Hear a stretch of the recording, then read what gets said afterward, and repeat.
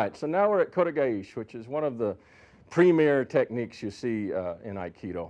In Kote Gaeshi, we have the function of the reversal of the wrist. So we're looking at uke, and we're looking at the way his body coils in this wrist function right here. We're doing the same kind of coil we've seen before in Kote Gaeshi, and we have worked with in other places, but now we're doing it all out here right at the wrist. And the wrist function is, can be applied in a lot of ways. You may see an application where the man's coming forward and you just reverse his wrist and set him down and put him right to his backside. This is particularly effective. Oh, for instance, somebody's made a punch at you and he's pulling back. He's pulling his wrist back. You follow that back pull and suddenly, pow, everything chambers to the hip and dies.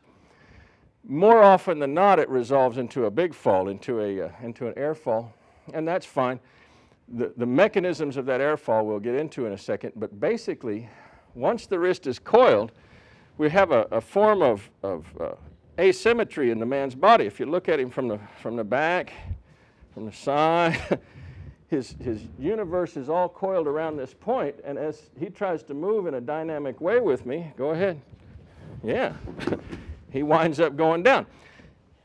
If you were to do nothing but just to hold that asymmetry and put him onto one foot, for instance, right here, and just hold it static and have him try to resist or pull, he'll throw himself over.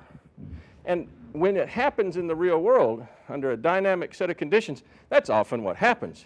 You don't throw them at all. You go to the locking condition, and their own activity of resistance is what throws them. You're standing there getting ready to throw them, and they're in the air already. That's often been the case. So don't be surprised, should you have the misfortune of having to actually use this, that you don't really get to do the throwing activity that you're used to. In the dojo, we do it a little nicer, and we do it with a step. But basically, when you take a Kote Gaeshi activity, you've taken this strogo. As he takes his step, you take your step with it and elongate him. Then we make a nice lock. This is one type of lock. We can also push his elbow through his ear, rotate around for a nicer, more controlled lock. Both really good. Both really good. How you pick it off is quite a variety. You can step straight back with the man and Kote Gaeshi. You can basically cut across him. Let's start out here and kind of go down the line of that vector right here.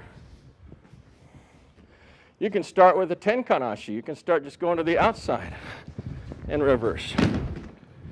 Every time the bodies start to line up, the coil comes into effect, the asymmetry gets challenged, and you have a nice reflexive activity. The locking mechanism that I showed before, go ahead and sit on down.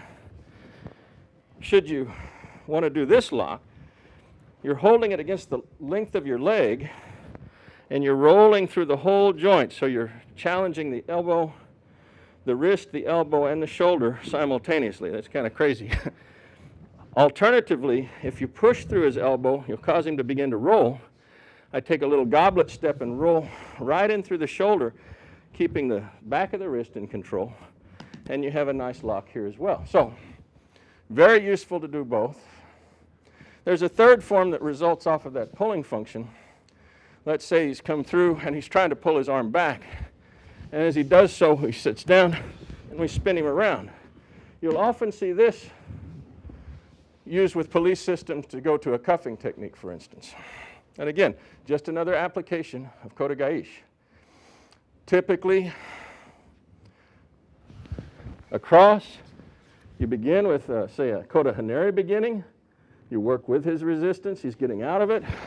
And then place him into the lock. Make the throw go. Nice lock at the end. Yeah, very good. Thank you.